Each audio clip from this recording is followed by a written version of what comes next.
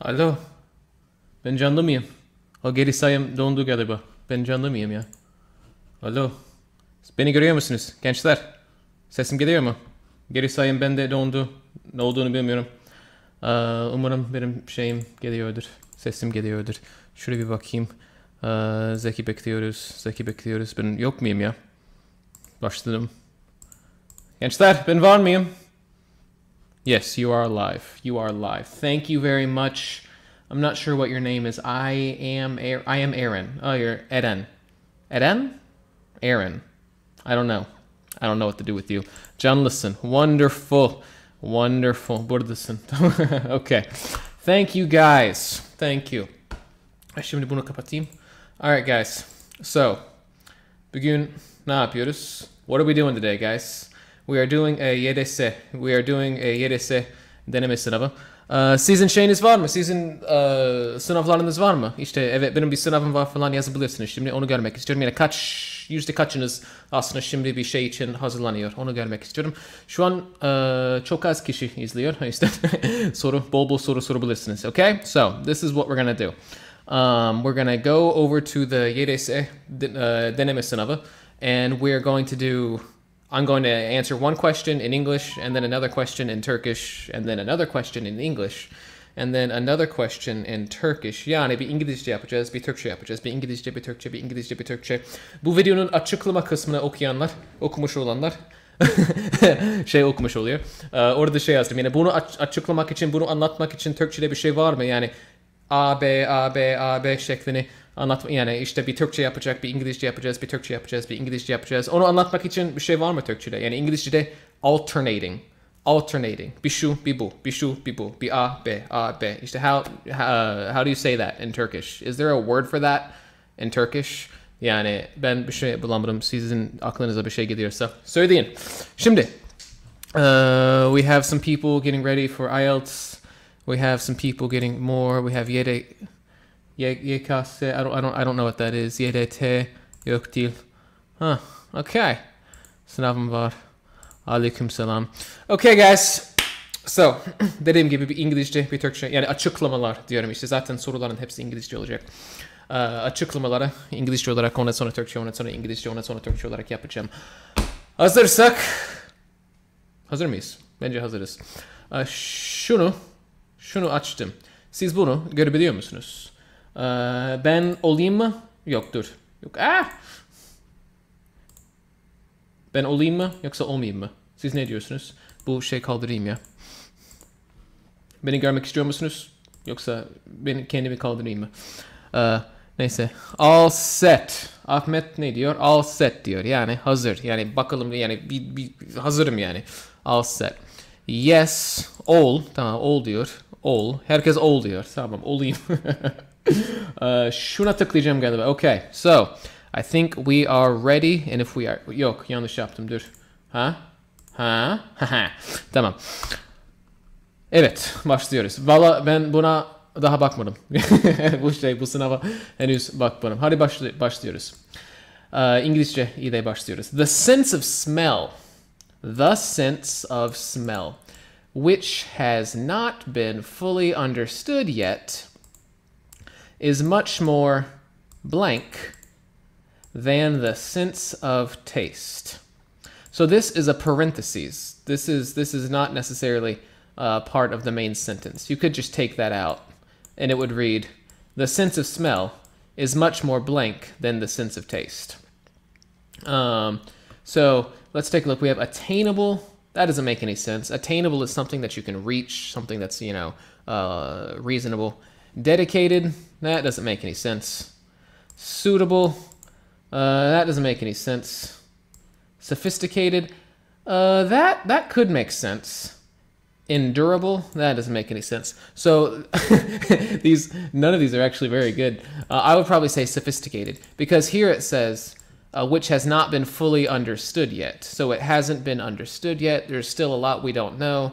So it's probably sophisticated. It's a much more sophisticated system, sensory system. Much more attainable, no. Dedicated, no. Suitable, no. Endurable. Yeah, so the answer is going to be D. And we know that it's D actually from this parentheses. which has not been fully understood yet. Tamam, şimdi aşağı iniyoruz. 2.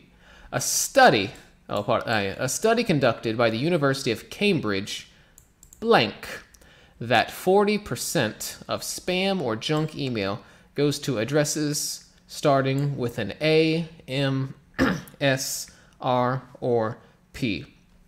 Şimdi bu ne diyor? Bir araştırma. Kimin tarafından yapılmış? University of Cambridge tarafından yapılmış bir araştırma. Ne söylüyor? Ne yapıyor? Diyor ki, aslında yani bu kelimelerden bir tanesini seçeceğiz. Yani borrow ediyor ki, reveal ediyor ki, remain ediyor ki, create ediyor ki. Yani olacak. That 40% of spam, yani şu spam dediğimiz şeylerin %40'ı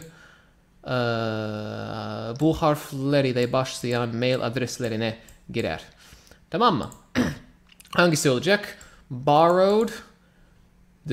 Şu araştırma ne yaptı? Borrow mu yaptı? O çok mantıklı olmuyor. Revealed mi yaptı? O bayağı mantıklı oluyor. Reveal yani ortaya çıkardı.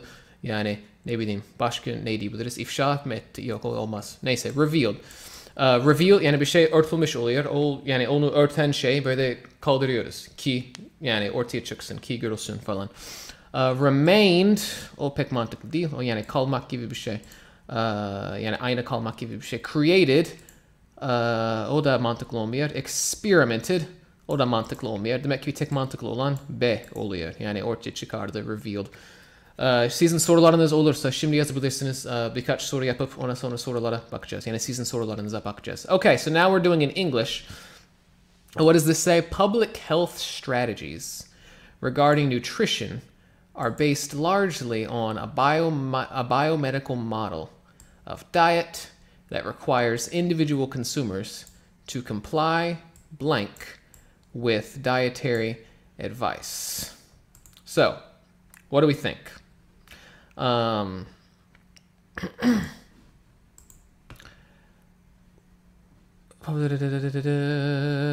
guess, I don't know, do you guys understand this regarding? This is a technical term. Biomedical, that's a technical term. Dietary, that means like regarding food, regarding the way you eat. Comply means like to do what they tell you. I think, yeah, this is kind of a hard sentence, but I guess you have to know all the words in it. Anyway, so we have regretfully, anxiously. So when you regretfully do something, you wish that you hadn't done it. You're regretful about it. You wish that it wasn't so. Anxiously, anxious. What does anxious mean? I don't know how to explain that. We'll get back to that. Voluntarily, adversely, coincidentally. Requires individual consumers to comply. Voluntarily, adversely, coincidentally. The answer is going to be voluntarily. Regretfully wouldn't make any sense. Anxiously wouldn't make any sense. Adversely wouldn't make any sense. Yeah, voluntarily is going to be our answer right here. Hadi bakalım sizin sorularınız var mı? Pişmanlıkla, aynen. Soru yok değil mi? Ortaya koydu yani revealed yani. Dediğim gibi yani bir şey yani görülmüyor ve onu görmemizi engelleyen şey kaldırıyoruz ki görülsün. Yani revealed. Başka bir şey. Tamam, başka bir şey görmüyorum. Başka bir soru görmüyorum. Geçiyoruz buraya. Bunu İngilizce olarak yaptım. Bunu Türkçe olarak yapıyorum.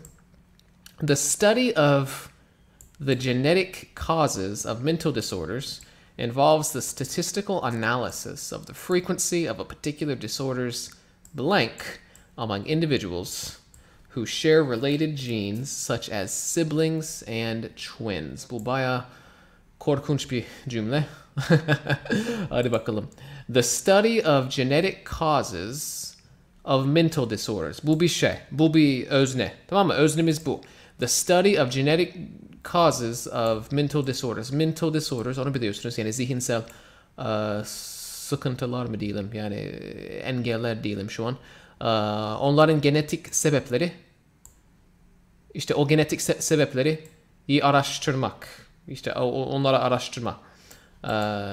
O bizim öznemiz, yani onları araştırmak. Involves, şu involves'dan sonra bize şey söylüyor. İşte bununla ilgili oluyor. İşte yani işte bunun gerektirdiği bir şey olabiliyor ya da bununla ilgili bir şey olacak yani. The statistical analysis, bir şey analiz ediyorlar, of frequency, işte sıklık, frequency, işte bir şeyin sıklıklığını analiz ediyorlar. Of, işte neyin sıklıklığını, of a particular disorders blank. Of a particular disorders occurrence, false, bu şey olmuyor. Falsehood, disturbance, ignorance, negligence. Yani bunlardan bir tanesi şuraya gelecek ve bu disorder'ın occurrence'ı ya da bu disorder'ın falsehood'ı falan olacak. Among individuals, insanlar arasında, nasıl insanların arasında? Who share related genes, ortak genleri olan insanlar arasında. Bu nasıl ortak genleri oluyor? Such as siblings, yani kardeşler ya da ikizler. Onun gibi insanlar. Umarım beğeniniz. Çorba gibi oldu şu an. Hadi bakalım hangisi doğru olacak. The statistical analysis of the frequency of a particular disorder's occurrence mantıklı olur. Falsehood mantıklı olmaz. Disturbance mantıklı olmaz. Ignorance mantıklı olmaz. Negligence mantıklı olmaz. A olacak gençler. Bizim cevabımız. Occurrence, yani occurrence. Onu nasıl çevireceğim bilemedim. Ne sıklıkla oluyor? İşte o soruyu occurrence ile cevaplıyoruz. Şöyle bir çakalım. Bunu İngilizce olarak açıklıyorum. Although mild symptoms, such as social withdrawal, may persist, parents with minor psychological problems may want to blank children. Although mild symptoms such as social withdrawal may persist, parents with minor psychological problems may want to blank children.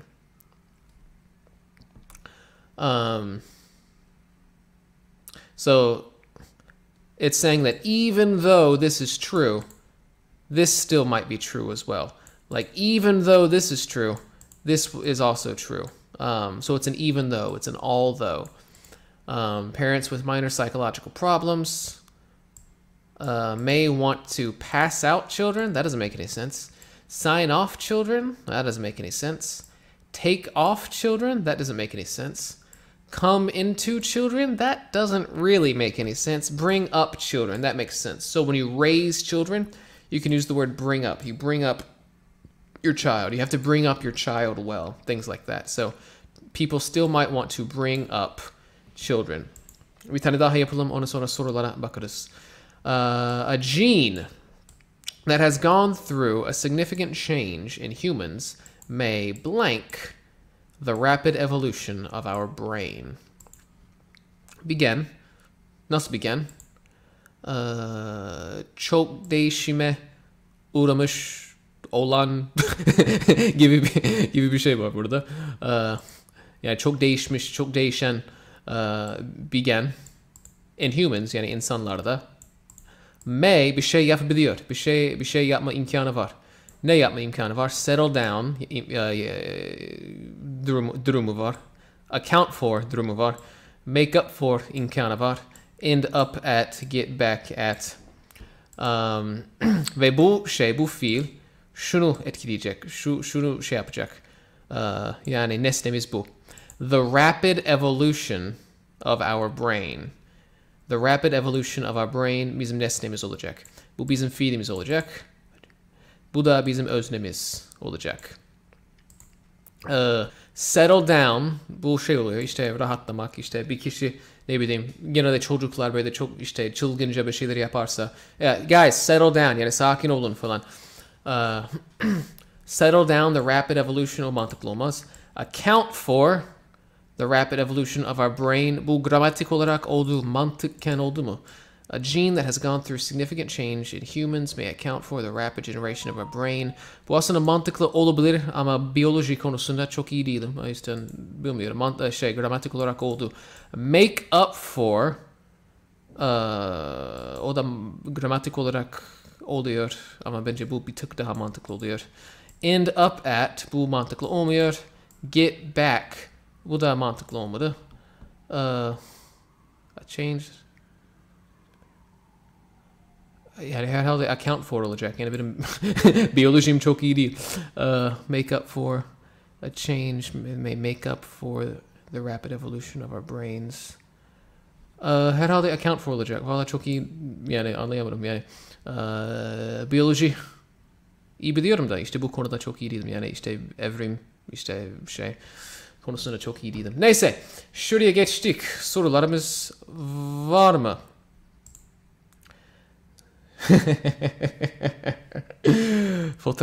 Fotoğrafın güzel. Bir şey soracağım. Bu soruları nereden bulabilirim? Şurada, aşağıda, yani açıklama kısmına bunu koydum. Bu şey kullanmam, bu sınavı kullanmam. Legal mı? Bilmiyorum. Yani yasal mı? Bilmiyorum ama koyacağız. D olmaz, değil mi? D end up at the... Yo, D olmaz yani. Yo, o hiç olmaz.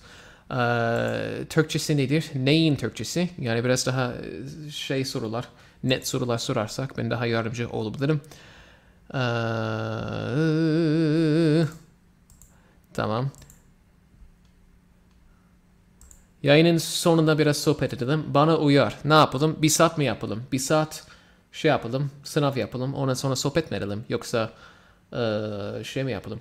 Yani siz ne istiyorsunuz? Ne kadar sınav, ne kadar şey istiyorsunuz? Ne kadar sınav, ne kadar da sohbet istiyorsunuz? Şimdi yazın. 7. soru zor. Hem de onu İngilizce olarak yapacaktım. Onu Türkçe olarak yapayım. Onu Türkçe olarak mı yapayım? Neyse, onu İngilizce olarak yapacağım şu an. Ondan sonra o sorunun cevabını alacağım. Yani ne kadar sohbet istediğinizi anlayacağım. Wisconsin.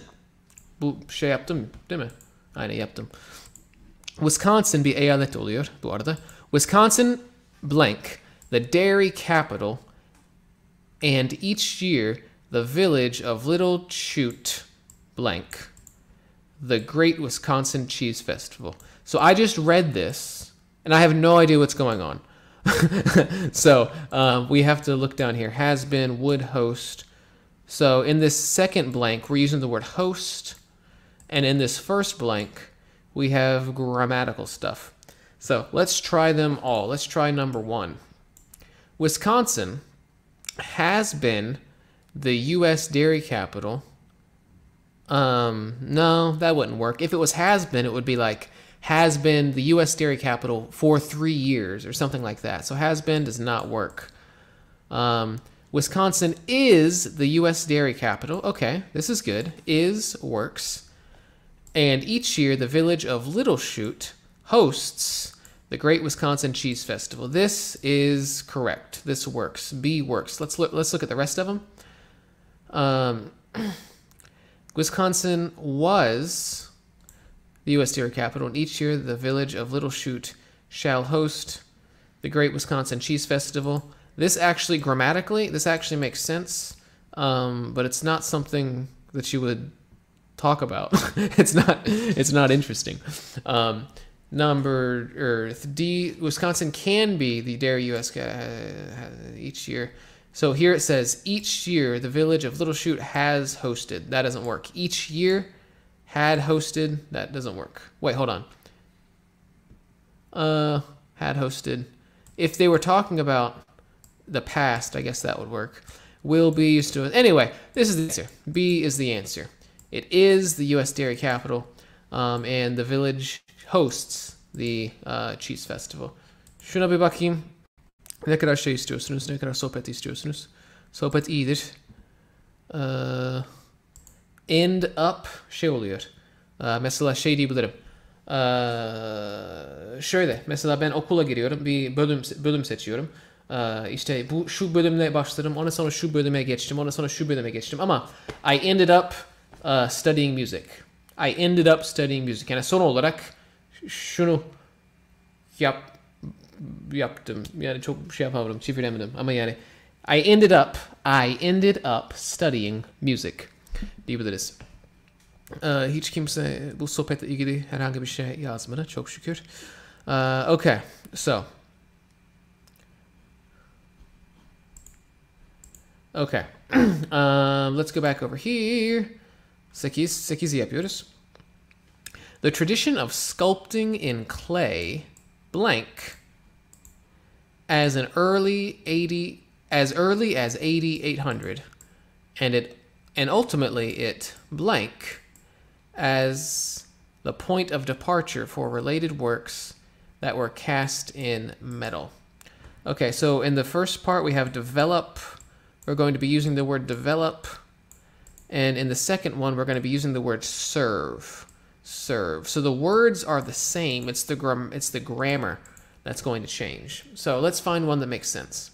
The tradition of sculpting in clay should have developed as early as 800. So that could work. Let's see if this one works. I mean, that's not going to be the answer, but it could like grammatically make sense. And ultimately, it has served as the point of departure from related works. So this grammatically works. Oh yok dur bunu Türkçe olarak yapacaktım. Şimdi diyor ki bu aslında gramatik olarak oluyor ama çok mantıklı bir cümle çıkmıyor. Şimdi has developed this tradition of sculpting in clay. Bu var ya as early as. Yani tarihlendiriyor. As early as yani şu kadar erken olmuş olabilir. Yani tarihlendiriyor. O yüzden yani ne olacak? May have developed. May have developed ya da could have developed. Bunlardan bir tanesi olacak. May have developed diyorsa yani bu kadar erken gelişmiş olabilir. Could have developed aynı şey oluyor. And ultimately it served. Bu geçmiş zaman oluyor. Bu gayet mantıklı oluyor. As the point of departure for related works that were cast in metal. Tamam. C mantıklı oluyor. Şuna bir bakayım. Will have served hiç mantıklı olmuyor. Bu gelecekten bahsediyor. Bu da işte bir şey tarihlendiriyor. Bu.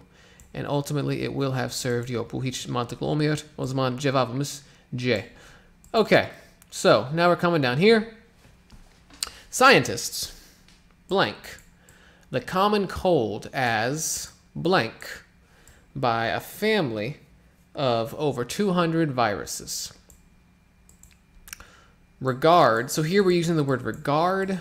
It's all just with different grammar. And here we're using the word cause. So this is all just different grammar. The words are going to be the same. So it's a grammar sentence.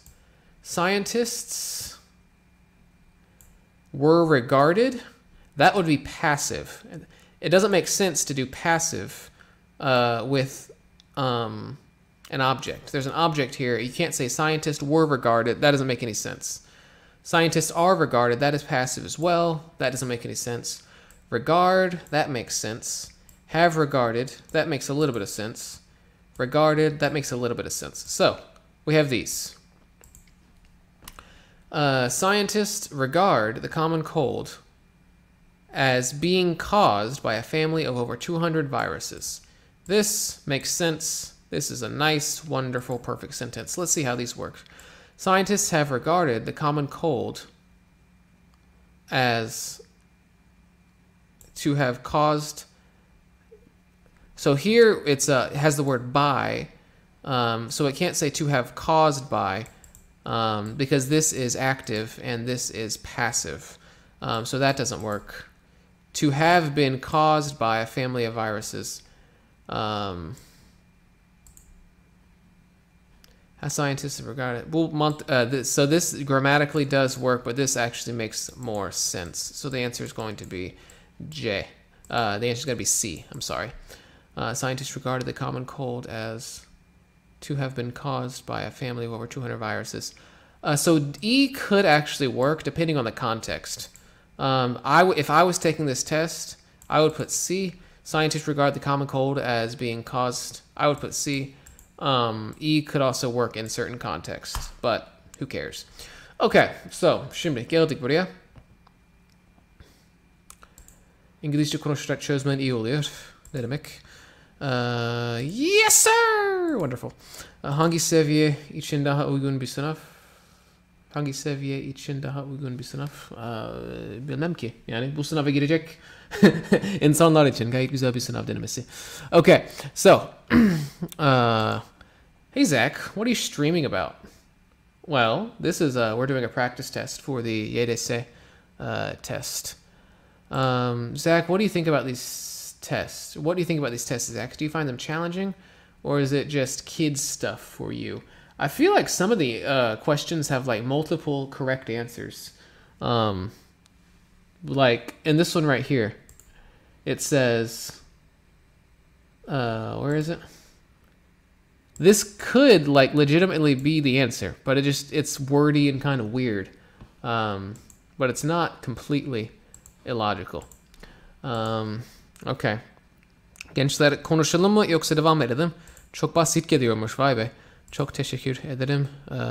Epey zor gibi. Siz de bana sormuyor.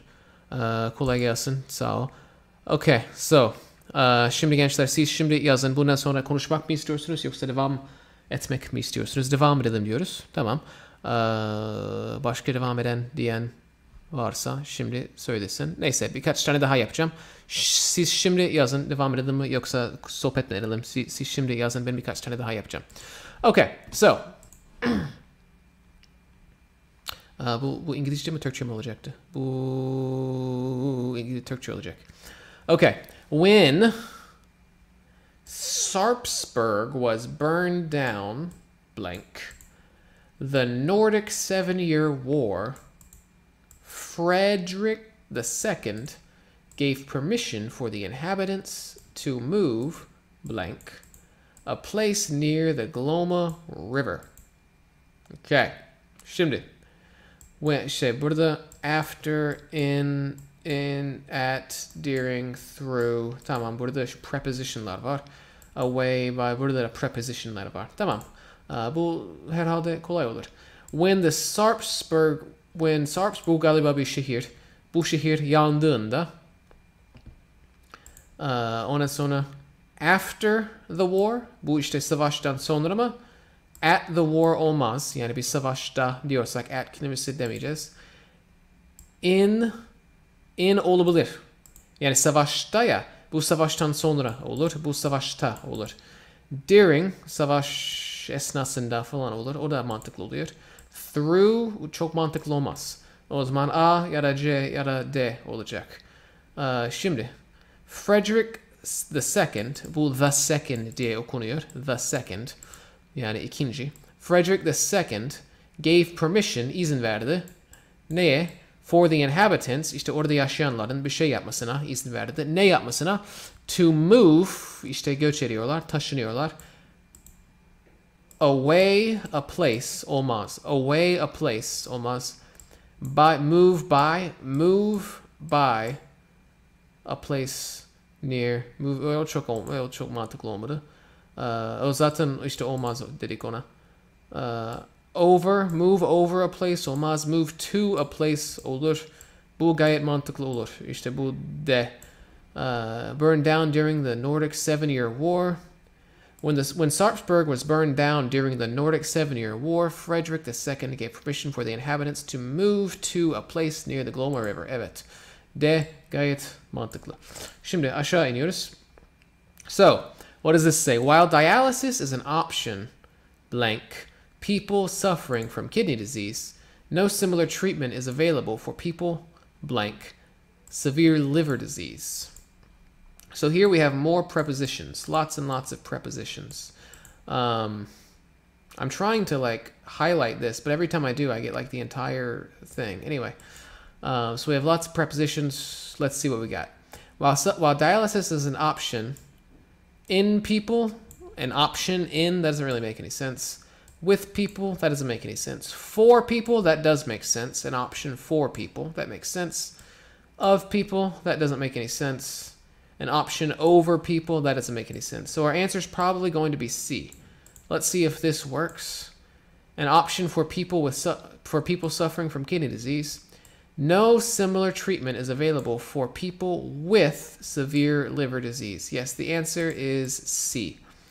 That was pretty easy. Let's keep going. Let's do number 12, and then I'm going to see if you guys want to keep going. Yani, claims, blank, damages resulting, blank, climate change could leave insurers facing very high bills. Öznemiz bu olacak. Bu özne could leave insurers, yani insurance, yani sigorta veren insanların facing, yani yüzleşmek gibi bir şey oluyor. Çok yüksek faturalar, yani masraflarla yüzleşmesini sağlayabilir bu özne. Tamam, bu özne ne olacak? Claims from damages resulting with climate change. Bu with climate change olmadı. Claims with damage resulting by climate change. O da çok mantıklı olmadı. Claims for damage resulting from climate change. Bu gayet mantıklı oldu. Yani climate change'den kaynaklanan, yani den, from. Claims for damage. Yani bu işte damage'ler için, bu climate change'den kaynaklanan damage'ler için claims. Claim oluyor. İşte sigortan varsa, bir şeyin olduğunda, bir sıkıntın olduğunda bir claim yapıyorsun. İşte sigorta şirketine bildiriyorsun. İşte şöyle bir olay yaşandı ve şöyle şunu alma hakkım var. Yani işte ne bileyim, diyelim ki evin için sigortan var. Bir şeyin kırılıyor. Sen bir claim yapıyorsun. Ve o claim yaparak o şeyi düzelttiriyorsun. İşte tamir ettiriyorsun. Ya da yenisini alıyorsun. Bir claim. Okay. Neydi cevap? From. For, from. Bu olmadı. At climate change olmaz. Claims in climate change olmaz. Aynen öyle. C olacak. Okay. Şimdi arkadaşlar şuraya gireyim. I personally want you to go on. Wonderful. Okay. Hiç kimse cevap vermiyor. Okay. Tamam. Doğru, yani net değilse büyük ihtimalle sizin internetinizle ilgili bir şey. Tamam, birkaç kişi devam et dedi. Hadi bakalım. Şimdi şuraya geldik. Yukarı çıktık. Popular blank. Popular belief. Laboratory experiments show that men have a higher pain tolerance than women.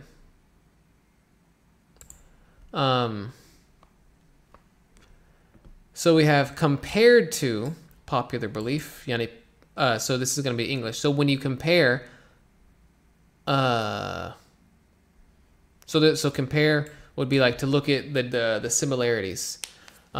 Contrary would be to look at the differences. So when you compare things, you're looking at the common, the similarities. When you contrast things, you're looking at the differences. So contrary to popular belief would be like, this is not popular belief. This is the opposite of popular belief. So I could say something like, contrary to popular belief, Americans don't like fast food. So in Turkey, everyone thinks that Americans really like fast food. I could say, contrary to popular belief, Americans don't actually like fast food. I could say something like that. As regards popular belief, that doesn't make any sense. Rather than popular belief, that doesn't make any sense. In case of popular belief, so contrary to is going to be our answer. But it doesn't really make any sense. Like, I would think that most people would assume that men have a higher pain tolerance than women, just because men are more associated with being like tough and whatever, you know, being strong and tough and whatever. So I would actually think it to be the opposite. But yeah, I don't know. Grammatically, it should be contrary. Okay, now we're coming down. Şimdi, blank climate change seems likely to threaten the entire world's health. An even greater number of political leaders are insisting that something must be done to stop it. Şimdi, bunu etkiliyor. İşte bundan başlayalım. Bu ne diyor? An ever greater number, yani hep böyle artan, işte sürekli artan, gittikçe artan bir sayı. Bu neyin sayısı? Bu political leaderlerin sayısı. An ever greater number of political leaders, yani siyasi önderler, sürekli yani gittikçe artan bir kalabalık oluyor. Ne yapıyorlar? They are insisting, yani ısrar ediyorlar. Sürekli evet bu falan diyorlar. That, insist ediyorlar ki something must be done, bir şeyin yapılması gerekiyor. To stop it, onu durdurmak için, onu engellemek için. Tamam mı? Bu cümle oluyor. Baştaki cümle neydi? Even though, now that, provided that, as if, even if olacak. Şunu deneyelim. Even though climate change seems likely to threaten the entire world's health. Yani bu bütün dünyaya bir risk oluşturmasına rağmen, oluşturduğu halde bazı insanlar, işte bu siyasi insanlar, bu siyasi önderler onu durdurmamız gerektiğini düşünüyor. Bu mantıklı olmadı. Yani çok büyük bir risk olduğu halde onu durduralım diyorlar. Yani zaten büyük bir risk ise o zaman durduralım diyecekler. İşte o mantıklı olmadı. Now that climate change, bu işte zamanla ilgili bir şey. Yani artık climate change böyle olduğu için o çok mantıklı olmaz. Olur mu? Dur. Now that climate change seems likely to threaten the entire world's health. Aslında bu mantıklı oldu. İşte artık climate change bütün dünyanın işte sağlığını etkileyecek, olumsuz etkileyecek bir hale geldiği için herkes işte bunu engellemek lazım diyor. Bu aslında mantıklı. Bunu okuyalım. Provided that climate change, yok bu mantıklı olmadı. As if climate change, o da mantıklı olmadı. Even if, bu da mantıklı olmadı. Even if, even though ile pek yani neredeyse aynı oluyor. O zaman now that yani artık bu hale geldiği için, artık herkese bir tehdit oluşturduğu için insanlar engellememiz gerekiyor diyor. Alright. So blank ancient peoples in several parts of the world built pyramids. It was the Egyptians who constructed the tallest and most famous of them.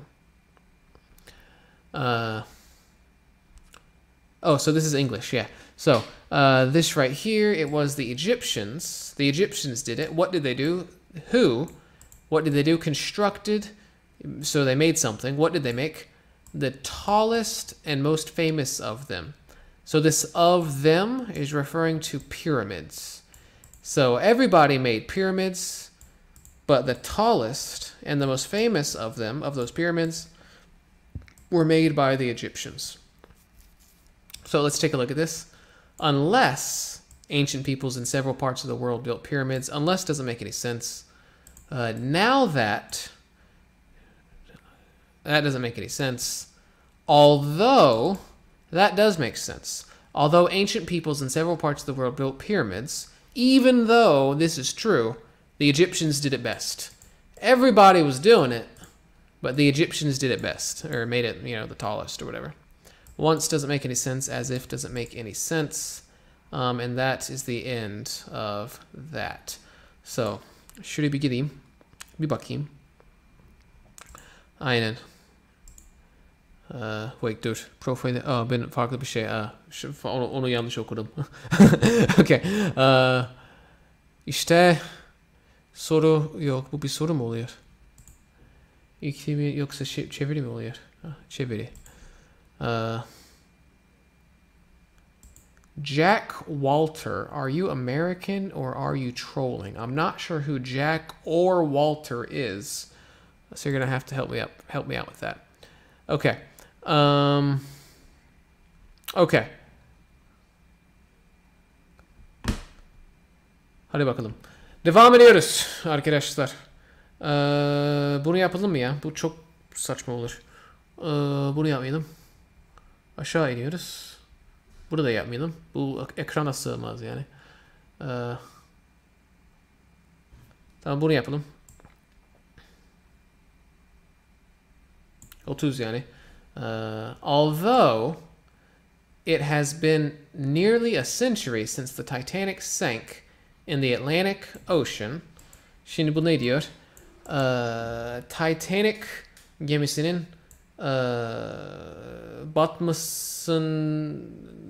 bunu nasıl çevireceğimi bilemiyorum ama yani battığından beri yani 100 yıl olduğu halde yani 100 yıl geçti 100 yıl geçtiği halde yani 100 yılın geçmesine rağmen a number of stories still continue to be told about the disaster. Yani bu şeyle ilgili, bu olayla ilgili birçok hikaye anlatılmaya devam ediyor. Bu mantıklı. One of the most interesting aspects about the tragic history of the luxurious ship is the mixed passengers on board. Bu pek mantıklı olmuyor. İşte burada şey diyor ya, işte bir 100 yıl geçti. Ama işte 100 yılın geçmiş olması bunu hiç etkilemiyor işte. Volumes of books and a number of films had already been produced. Bu da çok mantıklı olmadı. Oldu mu? Although it has been... Yok, bu zaten gramatik olarak olmuyor. Had already been diyor. She was labeled unsinkable before her disastrous voyage of 1912. Bu da mantıklı olmadı. The ship initially earned fame as the largest luxury ship on the open seas. O da mantıklı olmadı. Yani diyor ki işte uzun zaman geçti ama yine de insanlar bu hikayeler anlatmaya başlıyor. Bu gayet mantıklı oldu. A olacak cevabımız. Okay, so şuraya geçtik. Bunu şöyle yapayım. Yaptım. Even when a cell becomes cancerous. So this is, I think you should understand this, those of you who have been tracking along so far. Even when a cell becomes cancerous, antigen released into the bloodstream by some cancers are sometimes called tumor markers. It is a cell, so this is like grammatically logical, but I'm not sure if it's a very meaningful sentence. It is a cell whose biological function has been altered. It does not work. A fully functioning immune system can't always destroy all these cancer cells. Even when a cell becomes cancerous, a fully functioning immune system can't. That doesn't make any sense. The immune system may regard these cells as foreign.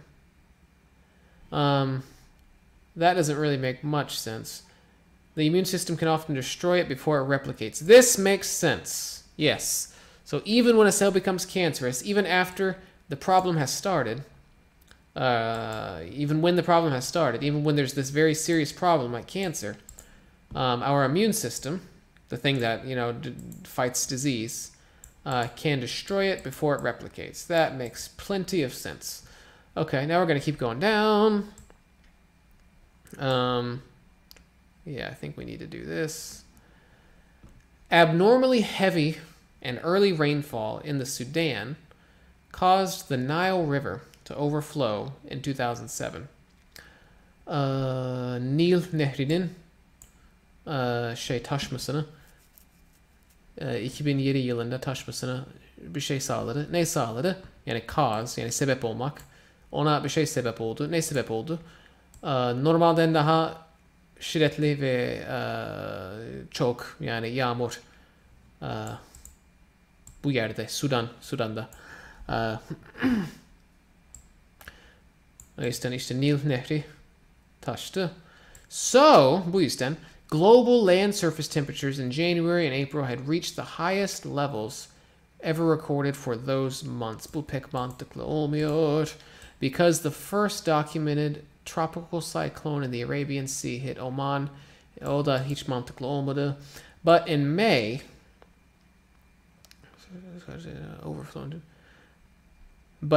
waves up to 5 meters highly swamped them. Oh, that doesn't make any sense. Unless other extreme weather events include the summer heat wave. What? Unless other extreme weather events include the summer heat wave. That doesn't make any sense. Abnormally heavy and while unusually heavy snowfall. Here we go. This is our answer. While unusually heavy snowfall affected South Africa and parts of South America. So, in the Nile River in Sudan, this happened. While in Africa, yok bu Türkçe olacaktı değil mi? Evet. İşte bu şeyler işte fazla yağmur işte Nil nehrinin taşmasını sağladı. Ama unusually heavy yani normalden fazla kar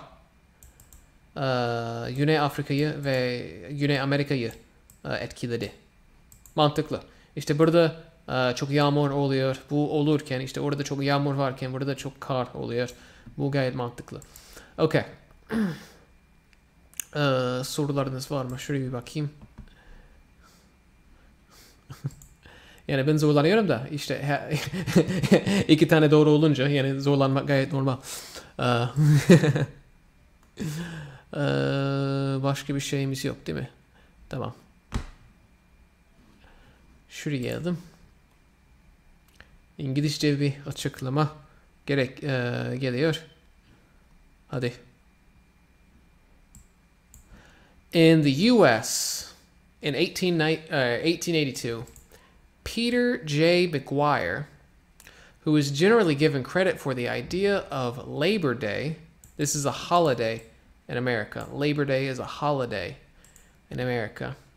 Suggested to the Central Labor Union of New York. So, this tells the time and place. So it's not really connected to the rest of the sentence. This is our subject. This is something about him. This is just a fact about him. Peter J. McGuire suggested to the Central Labor Union of New York. What did he suggest? If you can't start with if. So this doesn't work. A doesn't work because you can't start with if right here. You can't suggest if. You can suggest that. Let's look at this.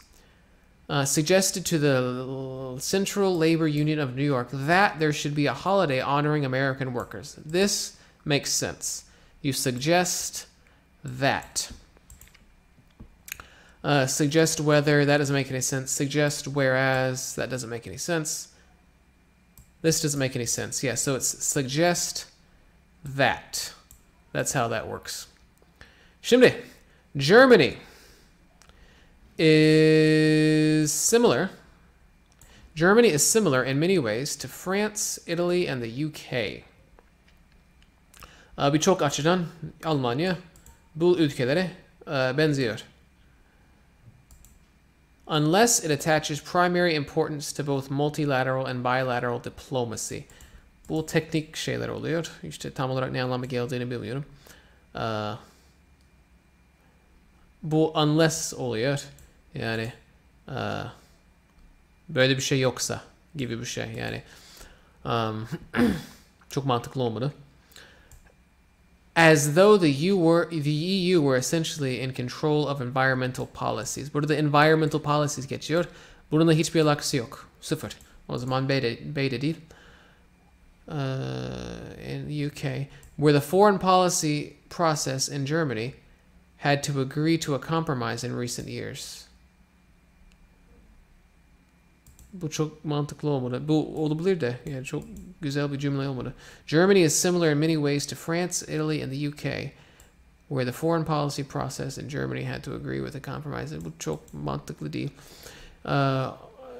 Although this had led to arguments this diyor, this ne acaba? This had led to arguments concerning the proper role of German foreign ministry.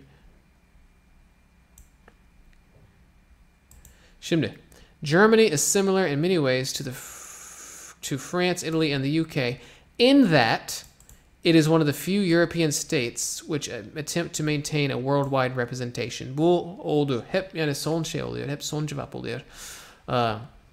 Yani Germany, Almanya bu şeylere benziyor. Nasıl? Yani şu in that var ya nasıl benzediğini söyleyecek. It is one of the few European states which attempt to maintain a worldwide representation. Yani representation yani bütün dünyada iş yapmak istiyor, işte bir şeyleri satmak istiyor, bir şeyleri almak istiyor. Yani worldwide representation. Bu worldwide representation yapmaya, işte devam ettirmeye, sürdürmeye çalışan çok az Avrupa ülkesinden bir tanesi oluyor. Yani bunlar da öyle. İşte UK, Italy, France onlar da öyle. Germany de öyle. Yani Germany o şekilde onlara benziyor. Half of the increase in EU aid for trade is specifically targeted toward the African, Caribbean, and Pacific countries. Half the increase in EU aid for trade is specifically targeted toward the African, Caribbean, and Pacific countries. Unless the European Commission set up this program, you can't say unless right there, that doesn't make any sense. Although the U.S. has used trade to advance its development cooperation objectives and so this could be right. It's kind of a weird sentence. Let's keep going. With which the EU is negotiating regional economic partnership agreements designed to remove all tariff and quota barriers to the EU market. This makes sense. Let's take a look at this. Half of the increase, it goes to those countries, which could have enabled the least developed countries to use trade more effectively to achieve their development. That doesn't really make much sense either. Because the European Commission allocated billions of dollars for cooperation with... this actually could work too. Hold on. Half of the increase in EU aid for trade is specifically targeted toward the African, Caribbean, and Pacific countries. Because the European Commission allocated billions of dollars for cooperation with non-ACP which. So this is probably the answer. C is probably the answer. But I feel like in a certain context, E could also be the answer. But without having any sort of context, just going off of what we have, the answer is probably going to be C. Okay, so I'm going to come back here, and we are going to see if we have any questions. Yani sizin sorduğunuz bir şey var mı? Yok. Yok. Siz şey konuşuyorsunuz. Burs falan konuşuyorsunuz. Aha. Bu sorulara çözebilmek için minimum gerekli İngilizce seviyesi nedir? Bilmiyorum. Yani bu soruları çözemiyorsan işte demek ki o seviyeye daha gelmedin. O da kötü bir şey değil. Yani herkesin seviyesi farklı. Okay, here we go. Zach, I watched your last video and there was a photo that you had long hair. Oh my gosh, I was really shocked after that photo. Is it a real photo? Oh man, what happened to you? Ah ha ha ha ha. Yes, that is a real photo. Yeah, that's me. I used to have really long hair and that's how that works. Şimdi arkadaşlar devam edelim. Ben şimdi bir soru daha alacağım. İsterseniz devam edelim, isterseniz şey yapalım. Bir soru cevap zamanı yapalım. Phrasal verb'lerle ilgili çok sıkıntılıyım. Bir video gelir mi? Benim bir akademik kelimeler serim var kanalda. Çok uzun değil yani 4-5 bölümlük bir şey. Orada birkaç tanesine değiniyorum. Yapabilirim yani olabilir. Okay. I'm good. I like this. Tamam.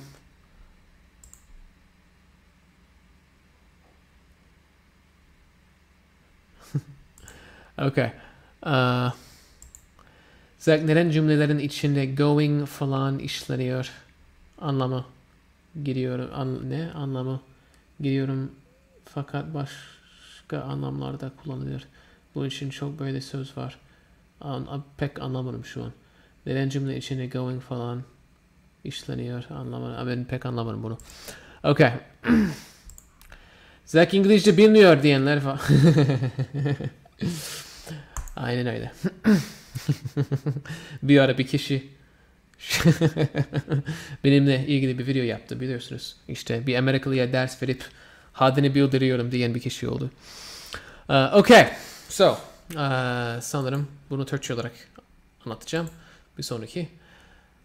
Şimdi arkadaşlar bir cümle ile başlıyoruz. Ondan sonra bu geliyor. Bu sonradan gelen şey ne olacak? Street crime. Crime yani suç. Street crime yani sokaklarda işlenen suç. suç. In major Asian cities, yani büyük Asya şehirlerinde işlenen sokak suçu diyelim. Öznemiz bu. Is still less common, hala bir şeyden daha az yaygın. Than in most European cities, yani çoğu Avrupa şehrinden daha az yaygın. Çoğu Avrupa şehrinde olduğu kadar yaygın değil yani. İşte Asya'da işte daha az suç işleniyor diyor. Since the governments are concerned, bu hiç mantıklı olmadı. Because severe measures have been taken, bu da hiç mantıklı olmadı. Though it is sharply rising, bu olur. Bu mantıklı oldu. Şuna bakalım. If one were to admit it, bu da mantıklı oldu. Before reliable statistics, bu mantıklı olmadı. Though it is sharply rising, yani bu şimdi bahsedeceğimiz şey böyle artmakta olduğu halde, yani arttığı halde yine Asya şehirlerinde daha az yaygın. İşte Avrupa şehirlerinden. Bu mantıklı. Çünkü şey diyor yani artıyor ama hala işte bu still kelimesi var ya, benim okuyamadığım hala kelimesi o oluyor. Bu mantıklı oluyor. If one were to admit it, bu da mantıklı oluyor ama bu still kelimesini açıklamıyor. O yüzden galiba though it is sharply rising olacak bizim cevabımız. Okay. Ekrana sığacak bir şeyler var mı acaba?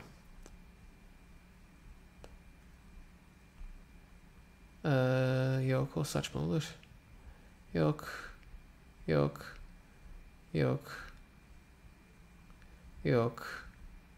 Kusura bakmayın arkadaşlar.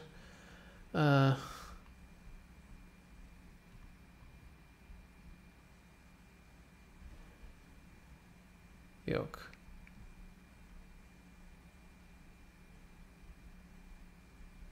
Bitti mi şeyler? Sorulara cümle sırasıyla okuduğunuz parçalar anlamı bütünü. Seçmeli şey. Yokmuş. Tamam gençler. Çok kolayca beraber yapabileceğimiz şeylerin hepsini yaptık. Bundan sonra şey var. Bir upuzun işte metinler var. Onlara beraber yapmayalım. O çok garip olur. Hadi konuşalım. Gençler konuşalım. Şunu kapatayım. Yok kapatmadım. Şimdi kapattım. Şimdi konuşalım. Siz bir şeyler yazın. Ben de cevaplayabilirim. İşte ne sorarsınız ben cevaplarım. Bir 15 dakika daha şey yapalım. Sohbet edelim.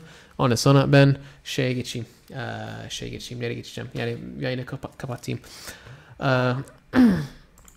Over kelimesinin kullanımı hakkında video yapar mısın? Yapabilirim. Evet yapabilirim. Ne demek? Umarım faydalı bulmuşsunuzdur bu yayını. Admit and acknowledge. What's the difference between admit and acknowledge? Acknowledge. You acknowledge, admit that. So with the word admit, there's kind of like a reluctance. Like you don't want to say it. So I could say like, I admit it. You are better than me. You know, for example, like I'm a guitarist. I play guitar. I could say, I admit it. You're better than me. You're a better guitarist than I am. That's like, I don't really want to say it. I don't really want to say it. But if I say, I acknowledge that you're a better guitarist than me, there's not that reluctance. The reluctance is not there. So that is the difference between those two things. That's it, man. Finally, we saw your handsome face again. I'm very excited. Oh, you're Jack Walter. Oh. Okay. A lot of people call me Jack. They get my name wrong. They call me Jack. So I just thought they were talking to me. Anyway, I want you to tell me how he is. How he is. I want you to tell me how he is. Doğrusu o. I want you to tell me how he is. I want you to tell me how it's going. I want you to tell me where it is. Vesaire. Preposition'u sonda kullandığın bir cümle yapar mısın? Bu yanlış mı normalde? Doğrusu nasıl olmalı? neye atıyorlar cümleleri, ne sonunda kullanıyorlar. Şöyle bir şey var Amerika'da. Yani Amerika'da büyümüş insanlar şunu duyuyor. You can't end a sentence with a preposition. You can't end a sentence with a preposition. Yani bir cümlenin son kelimesi bir preposition olamaz diye bir şey söyleniyor ama herkes kullanıyor.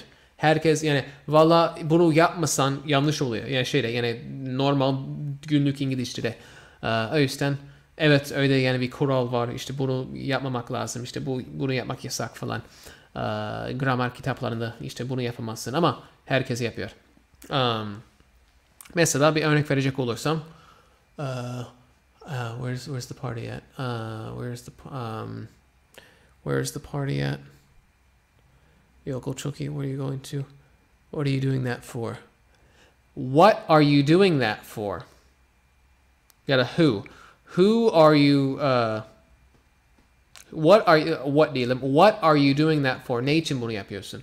What are you doing that for diyebiliriz. Ama yani doğrusu yani işte parantez, bu parantez değil, tırnak içerisinde doğrusu ne olur? Yani for what are you doing that? Ama bunu dedin mi sokakta? Yani şey gibi duruyorsun, böyle bir Shakespeare gibi duruyorsun. Böyle sen niye böyle konuşuyorsun falan derler. Yani çok o kadar resmi oluyor ki. Yani what are you doing that for? Diyebilirsin. Hiç kimse şey yapmaz, yadırgamaz. Okay. So.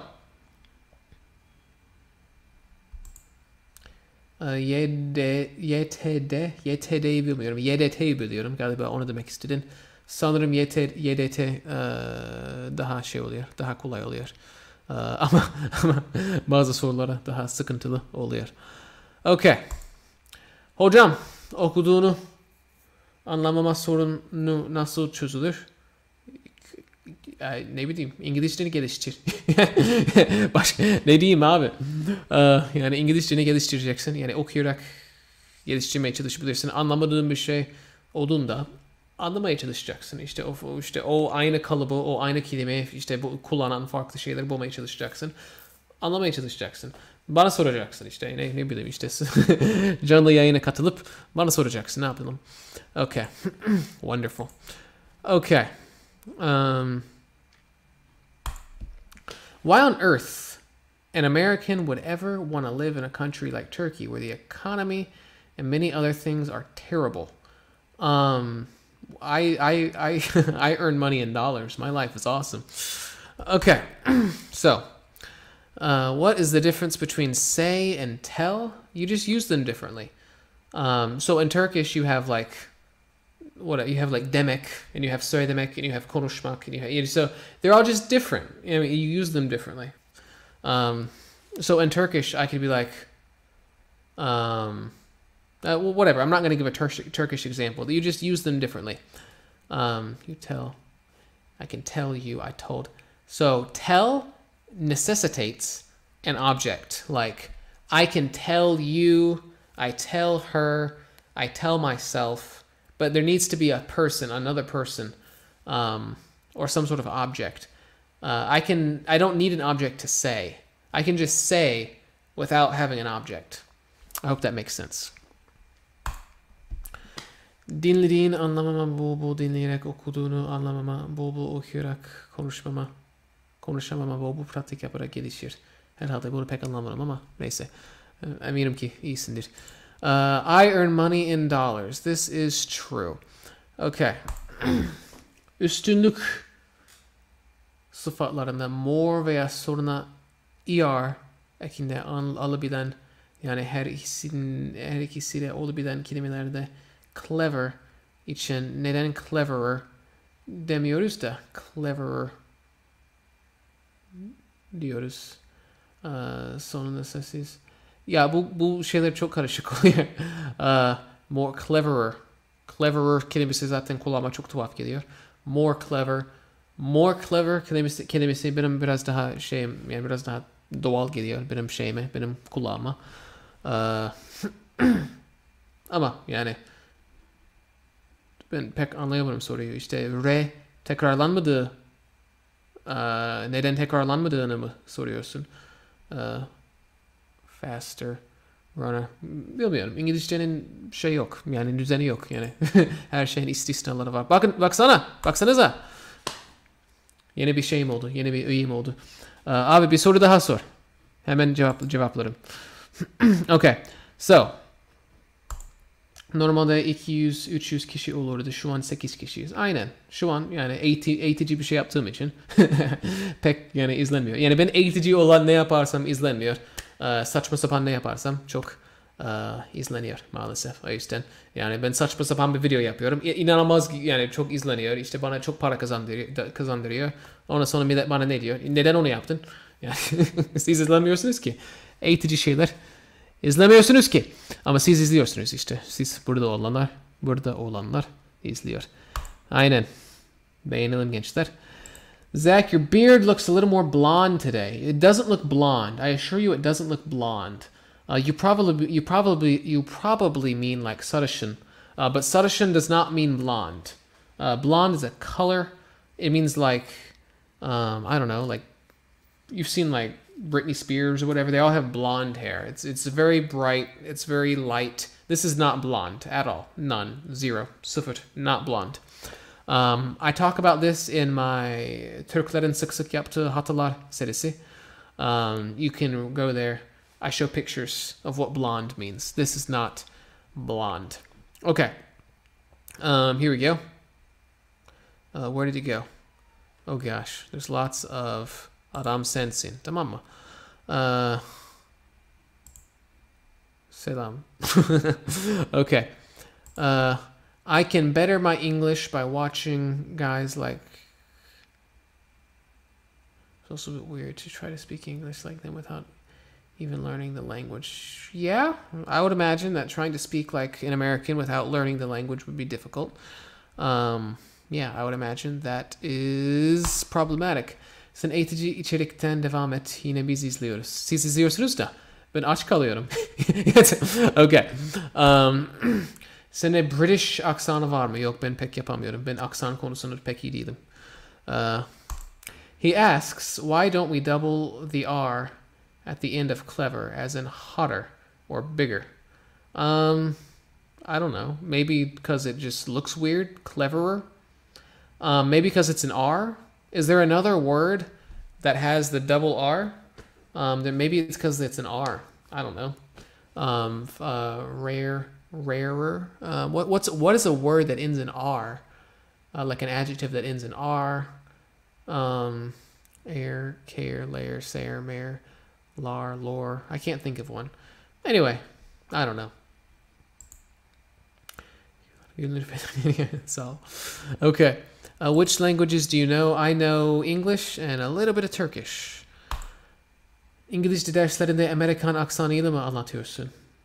Nasıl anlatayım? Evet, yani doğru okumanızı istiyorum. Doğru bir şekilde yani telaffuz etmenizi istediğim için yani doğru okuyorum. British aksan hakkında düşüncelerin nedir? Pek düşünmüyorum. Yani bir aksan. Yani o halkta gelişen bir telaffuz etme tarzı. Yani pek bir şey düşünmüyorum. Sen bana para mı verdin şu an? Oha. Dur. Öyle bir şey mi oldu? Dur. Anlamadım. Cihat, ne yaptın şimdi? Bana para mı attın abi? Attıysan teşekkürler. Şimdi bir soru sorabilirsin. Yani bayağı yani bir soru sorabilirsin. Hemen cevaplarım istersen. İstersen seni yayına alayım ha. İstersen seni yayına alayım. Şu an. Yani şu an seni yayına alabilirim. Okay.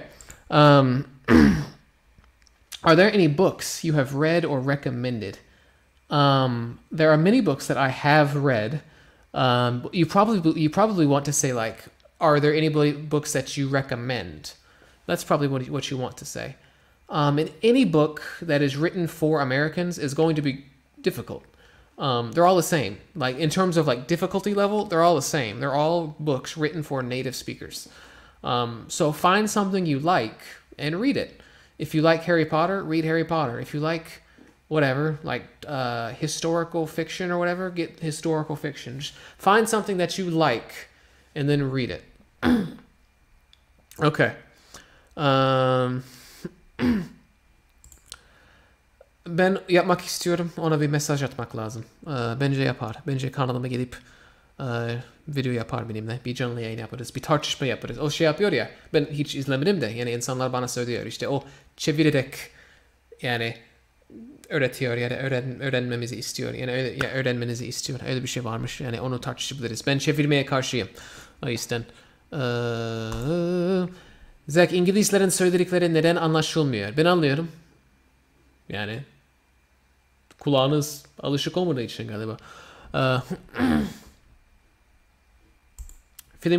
Film önerir misiniz? Onu diyemiyorum. Önermek. İngilizce geliştirmek için. Dediğim gibi yani Amerikalılar için yapılan herhangi bir film zor olacak. Bayağı işte yüksek seviye olacak. O yüzden ilginizi çeken bir şey bulun. Onu izleyin. Yani hepsi zor olacak. Yani hepsi şey olacak.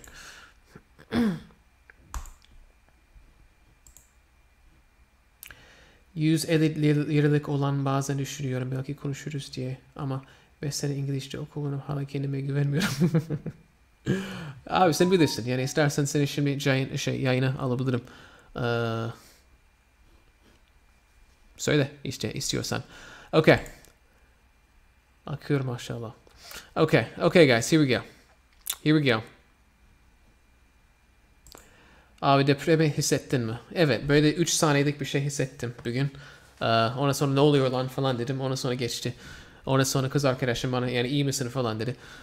Yani diye sordu. Yok teşekkürler, sana kolay gelsin. Taraftar kalayım. Tamamdır, teşekkürler. Okay. Listening geliştirmek için sitcom izlemek daha mantıklı değil mi?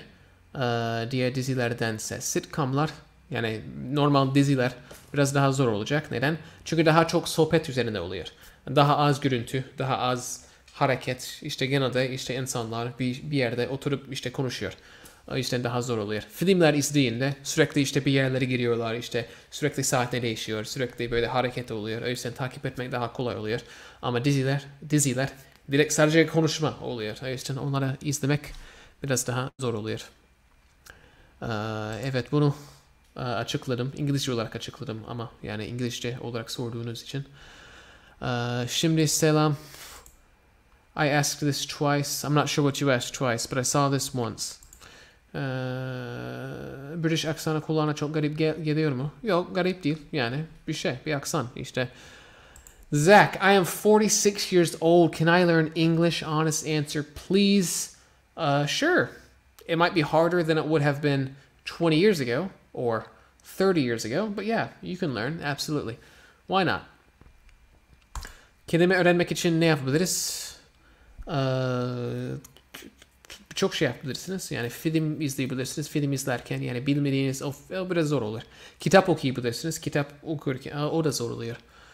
Neyse yani şunu diyecektim. Yani film izlerken bilmediğiniz kelimeleri çıkarıp yani onlara çalışabilirsiniz. Ama yani onlara nasıl yazacağınızı bilmiyorsunuz. O yüzden yani Google'a girip işte anlamlarına bakamıyorsunuz. Onun tam tersi işte onun zıttı okumak da oluyor. O yüzden işte çünkü okuyorsun, yeni bir kelime görüyorsun, nasıl yazıldığını görüyorsun ama nasıl okunduğunu bilmiyorsun. O yüzden yani hangisini yaparsan yine işte bir şey yapman gerekecek. Yani okuyorsan, yeni kelimeler öğrenmek için kitap okuyorsan girip okunuşunu duymak lazım. Dinleyerek şey yapıyorsan, geliştirmeye çalışıyorsan, yani İngilizcenizi geliştirmeye çalışıyorsanız o zaman her şeyin yazılışını bir şekilde öğrenmek gerekiyor. Şunu yapabilirsiniz. Film izleyin, tamam mı? Ondan sonra film izlerken yeni şeyler karşınıza çıkacak. O şeyleri anlamaya çalışacaksınız. Ondan sonra yazılışını görmek için altyazıyı açabilirsiniz. İşte yazılışını görmek için. Ve o kelimenin geçtiği cümleyi yazabilirsiniz bir yere. İşte onun gibi bir şey yapabilirsiniz. Ne bileyim yani kelimeleri kontekst ile beraber öğrenmek istiyorsunuz. Yani kontekst, bağlam önemli. Yani sadece bir kelime olarak öğrenmek. Yani işte ne bileyim işte kalem eşittir pen falan şeklinde öğrenmeyin. Tamam mı? Yani bir cümle olsun, ortada anlamlı bir cümle olsun ki bu kelimenin nasıl kullanıldığını, işte ne anlama geldiğini, işte hangi preposition ile kullanıldığını, hangi fiiller için kullanıldığını anlayalım. Okay. Sesim yavaş yavaş gidiyor. Which U.S. states are the most suitable ones for a future Turkish immigrant? Can you give me your thoughts on that? It depends on what you want to do. So if you want to live in a big city, then you're gonna need to live in a big city. So big cities are like New York, Los Angeles, Chicago, Boston, Miami, Seattle. Most big cities have public transportation. Most small cities do not have public transportation. So if you don't want to buy a car, then you will need to live in a big city.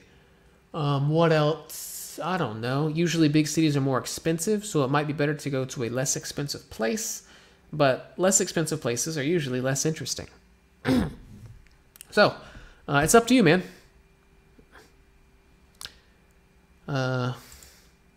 Olur, öyle bir şey yapabilirim. Valla sesim giriyor. Okay.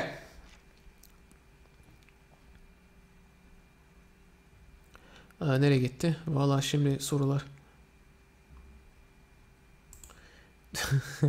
Türkiye'nin nesi cazip geldi size?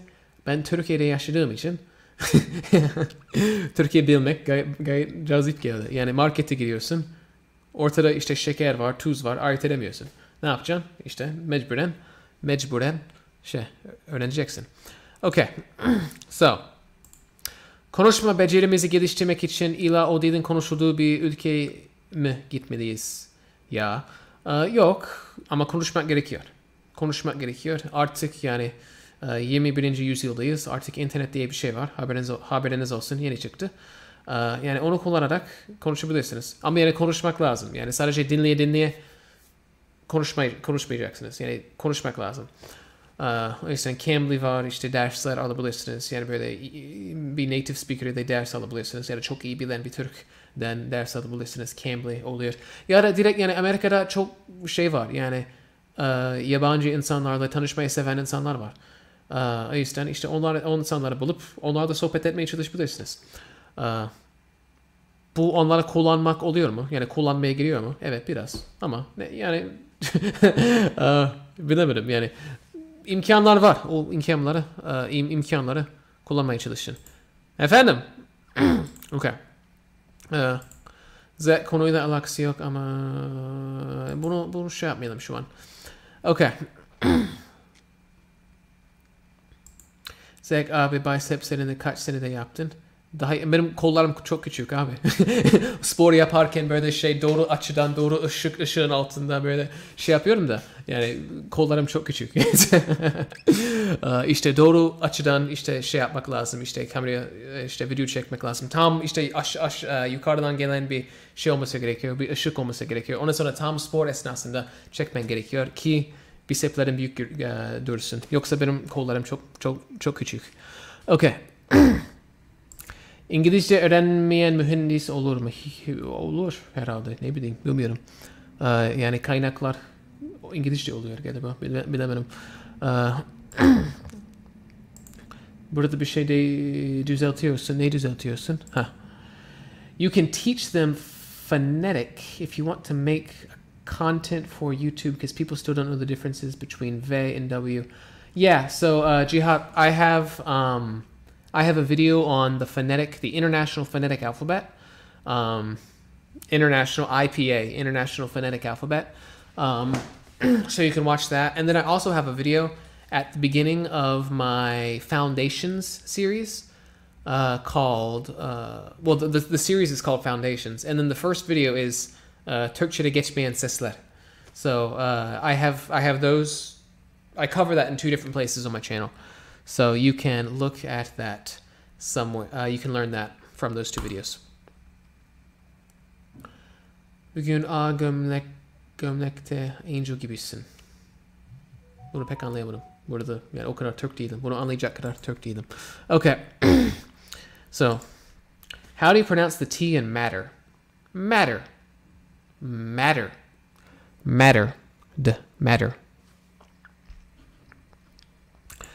Neden Amerika'da yaşamıyorsun?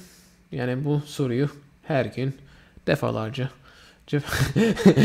cevaplıyorum ama kısaca Amerika'dan yani ben zaten buraya gelmiştim. Amerika'da internetten çalışmaya başlayınca dedim ki yani bunu herhangi bir yerden yapabilirim. Neden Amerika'da yapıyorum? İşte doların güçlü olduğu bir yere gideyim. Orada da çalışayım. Döndüm buraya. Okay.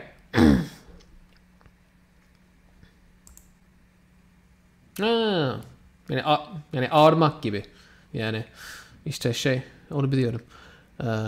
Ama şimdi az önce anlamamıştım. Okay. Okay. Here we go. Here we go, guys. Günde kaç kelime ezberlemeliyiz? Kaç tane ezberleyebiliyorsan. Unutmadan. Yani ne bileyim bir sınır yok. Okay. Bazı arkadaşlar buldum. Ben onlara yardım ediyorum. Bir gün sonra diğer gün sadece İngilizce konuşmaya çalışıyorum. Ne düşünüyorsun? Bir gün sonra diğer gün sadece İngilizce konuşuyoruz. Olur. Yani konuşmak istiyorsan o zaman konuşabileceğiniz bir şey bulmak lazım.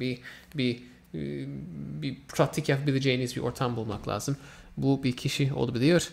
Bu yani Cambly falan olabiliyor. Bu yani bir tanıdığınız olabiliyor ama konuşmak lazım.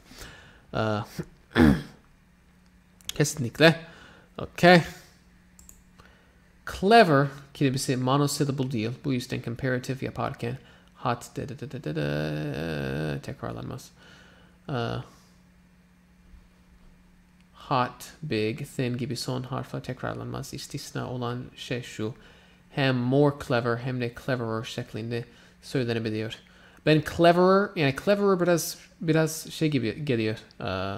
Tuhaf geliyor benim kulağıma. Okay. İngilizce grameri sürekli unutuyorum. Ne yapmalıyım? Tekrarlamak lazım.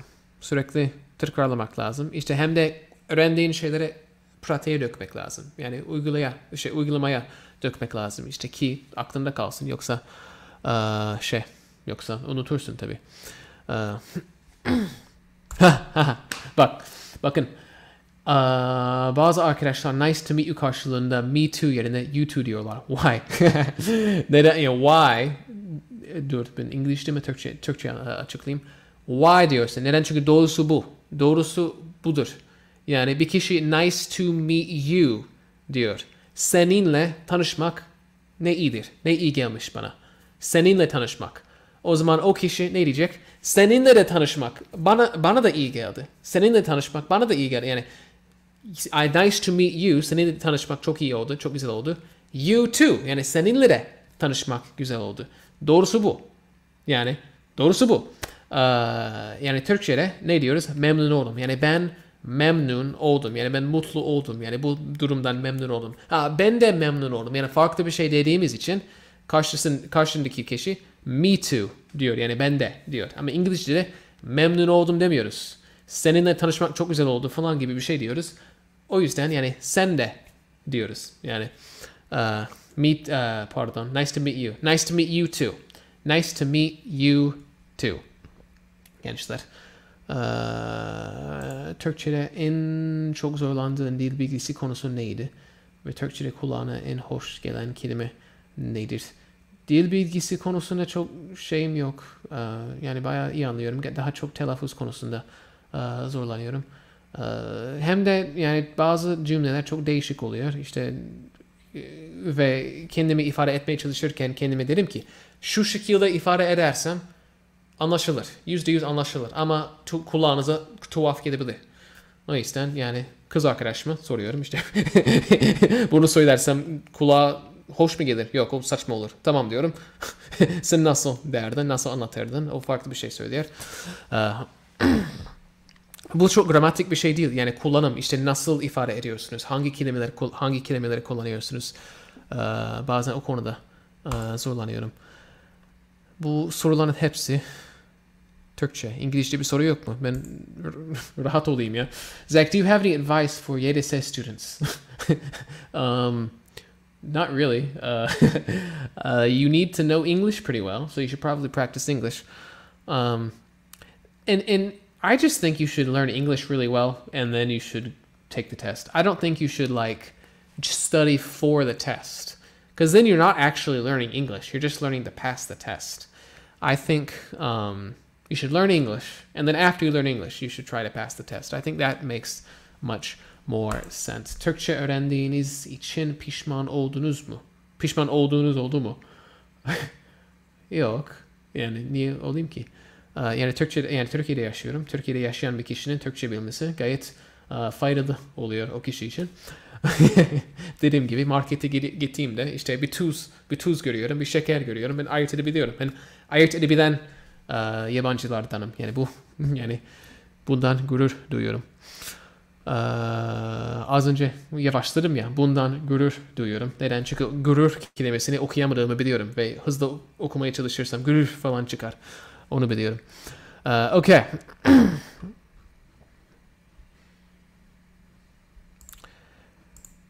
How to earn money with learning English? With learning English? How to earn money while learning English? I don't know about that. You can earn money by teaching English, but I don't know if you can earn money by learning English. That's probably difficult.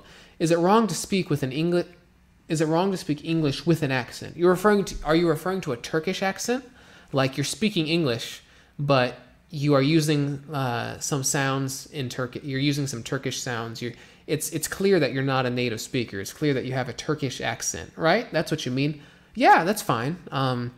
Try to pronounce everything correctly. Try to pronounce everything in such a way that people will understand. But of course you have an accent. I have an accent when I speak Turkish, and most people understand me. Not everyone understands me.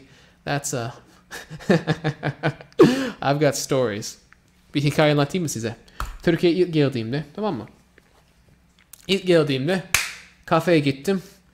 Su istiyorum, tamam mı? Ama ben su isteyince yani su gibi bir şey dedim. Yani u değil de ü gibi bir şey dedim. Zaten o iki sesi çok ayırt edemiyorum birbirinden.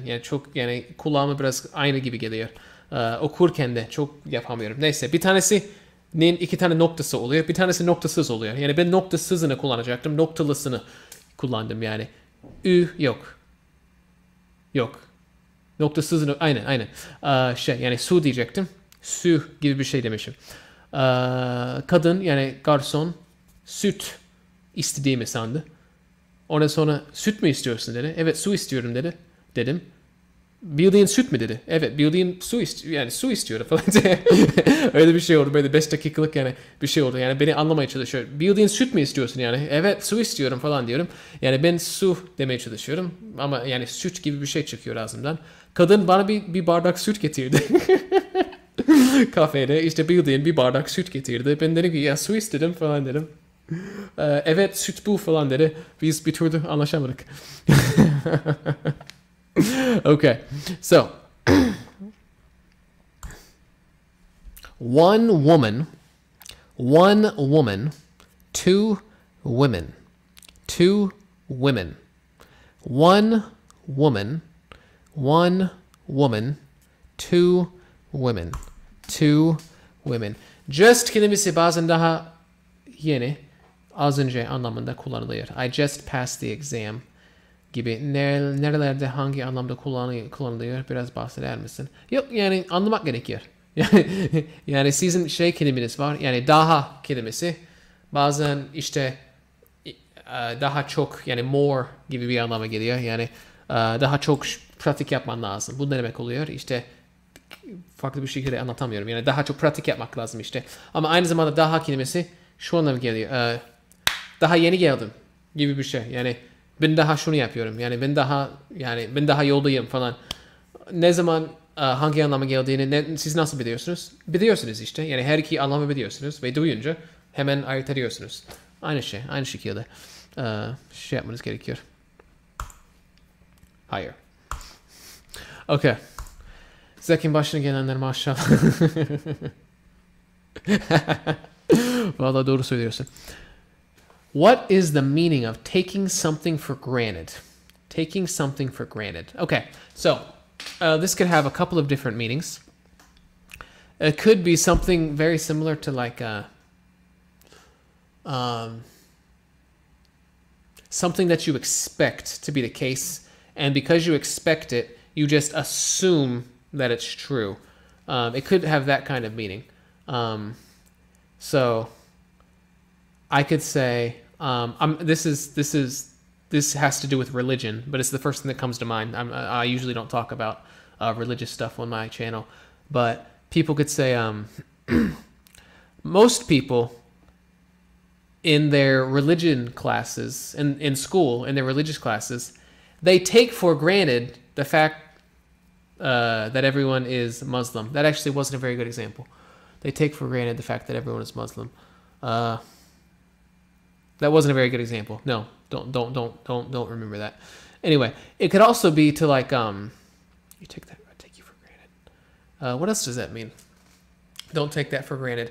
It could also mean like to not see the value of something, to not see how good something is, to not see the value of something. He takes you for granted. For example, a woman might feel that her husband takes her for granted, doesn't really see how great she is, doesn't really see how wonderful she is, things like that. For some reason, the term, I can't think of very good examples right now, so I can't really explain the term very well right now. I'm sorry.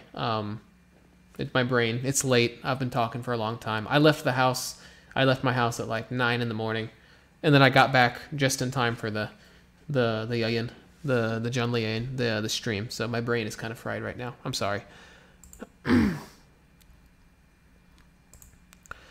Lütfen İngilizceye yeni başlayanlara bir seri videosu yapar mısın? Yaptım bile.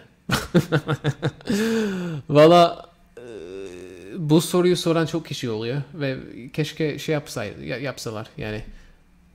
Zek'in böyle bir serisi var mı diye sorsalar yani. Çoğu zaman oluyor.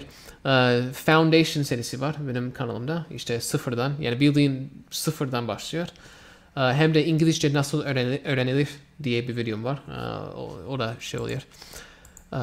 I didn't pass. Ne diyorsun sen? Diğerini hafife almak. I took the math lesson for granted. Math lesson olmaz da. Yani bir kişi olabilir. Bir şey. Ne bileyim. Yani bir aileniz, işte büyürken aileniz size çok güzel şeyler veriyor. Ama sen işte çok değerini göremiyorsun. Değerini görmüyorsun. Çok konuşamıyorum şu an. Dilim dönmüyor. Neyse. Hey Umut! Where have you been, man? Where have you been? We've been doing dedikodu about you for forever. We've been talking about you like this entire time. That's all we've done during this entire live stream is we've talked about you. All right, here we go. What do you think about posts on social media applications that include music with inappropriate stuff because they don't know the lyrics? Yeah, that gets really stupid. I'm going to tell a story about this in just a second. But yeah, you should probably know what the songs are saying, or else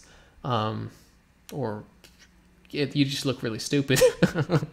Umut Bey, affettik seni. Şimdi bununla ilgili bir hikaye anlatayım. Ben spor hastasıyım. Herkes bunu biliyor. Gidiyordum. İşte belediyenin beleş spor salonları var ya, işte onlardan bir tanesine gidiyordum.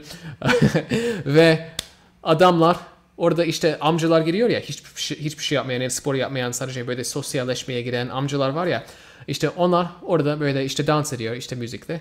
Müzik ne diyor? İşte şu kız, yani çok iğrenç şeyler söylüyor. İşte küfrediyor ve çok iğrenç şeyler söylüyor. İşte bir rapçi şey diyor. İşte şu kıza şunu yapacağım. Şu kızın işte kıyafetini çıkarıp şunu yapacağım, bunu yapacağım, ağzını açacağım falan. Çok iğrenç şeyler söylüyor. Oradaki amcalar böyle dans ediyorlar, tamam mı? Ondan sonra ezan okunuyor diye müziği kısıyorlar. zaten yani çoktan pek hoş bir müzik değil zaten ama. Okay. So.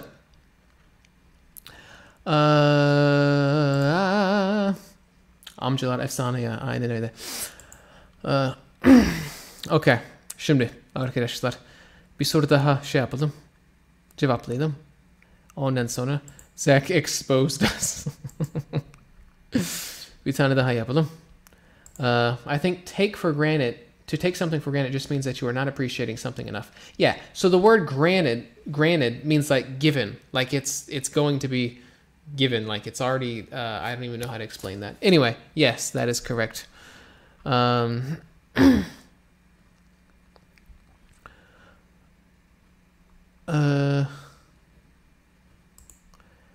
Reis yerine olsam kaçarım ülkeden. Tamam. Tamam. Hello. Tamam, son bir şey yapalım. YDT çözdüğüm bir videom var. Ne zaman yaptığımı hatırlamıyorum ama kanalımda var. İşte şey girebilirsiniz. Sınav hazırlığı with Zach diye bir seri var. Orada bir tane yaptım. Ama çok saçmaydı. Yarısını yapıp bıraktık. Çok saçma olduğu için. Şimdi. Biscuit ve cookie gibi aksanlar arası kelime farkı videosu çekme şansın var mı? Ben bilmiyorum. Yani zaten yani ben Amerikan İngilizcesini biliyorum. Ben İngiltere'ye hiç gitmediğim için onlar ne diyorlar bilmiyorum. Aynen. Neyse. I have basic English. What should I do to improve it? Abi, you should watch my video called İngilizce nasıl öğrenilir. You should go watch that video. What is this? Which video is this? Umut, which video is that? I don't know which one that is. Okay.